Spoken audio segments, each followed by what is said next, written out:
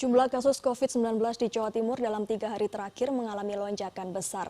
Data pada hari Kamis, Jumat, dan Sabtu pekan lalu saja terjadi lonjakan hingga 1.142 kasus yang terkonfirmasi positif terpapar virus corona. Padahal Jawa Timur telah menetapkan PSBB di Surabaya Raya dan Malang Raya. Sejumlah kalangan mengatakan PSBB tidak optimal karena kurang patuhnya warga mematuhi protokol kesehatan. Lonjakan warga yang terpapar virus corona di Jawa Timur terjadi dalam 3 hari terakhir. Kamis 21 Mei tercatat lonjakan kasus positif COVID-19 mencapai 502 kasus, sehari kemudian ada tambahan sebanyak 164 kasus, dan hari Sabtu 23 Mei kembali bertambah 476 kasus positif COVID-19. Selama 3 hari saja, ada tambahan 1.142 kasus terkonfirmasi positif COVID-19 di Jawa Timur.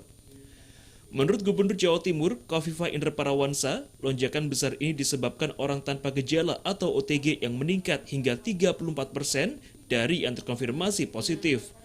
Selain itu ada klaster baru, yakni tenaga medis dari salah satu rumah sakit. Gubernur meminta agar warga patuh terhadap aturan PSBB. Tanpa ada gejala-gejala demam, tanpa ada gejala batuk, tanpa ada gejala sesak napas dan seterusnya, tetapi ternyata mereka potensial terkonfirmasi positif. Sementara itu, pengamat sosial dari Universitas Airlangga, Nofri Susan, menilai PSBB yang diterapkan di Surabaya Raya dan Malang Raya kurang optimal. Hal ini disebabkan masih banyak warga yang abai dengan aturan PSBB dan kurangnya sinergi di jajaran pemerintahan. Faktor ekonomi menjadi salah satu pendorong kurangnya warga mematuhi PSBB. Pembatasan sosial itu masih belum cukup optimal gitu. Tentu saja ini harus kita lihat bahwa proses resiprositas antara pemerintah ya dari semua level dan masyarakat itu belum terjadi secara baik.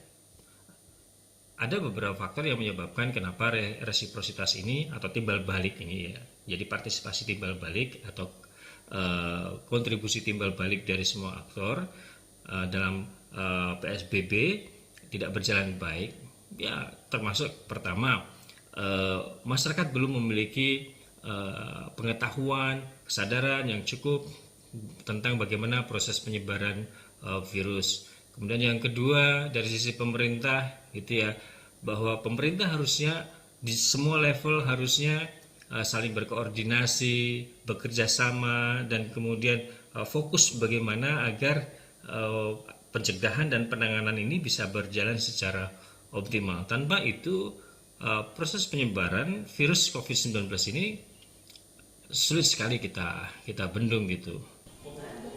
Sejak diberlakukan PSBB, kasus positif COVID-19 tidak menunjukkan tanda menurun, tapi justru terus bertambah.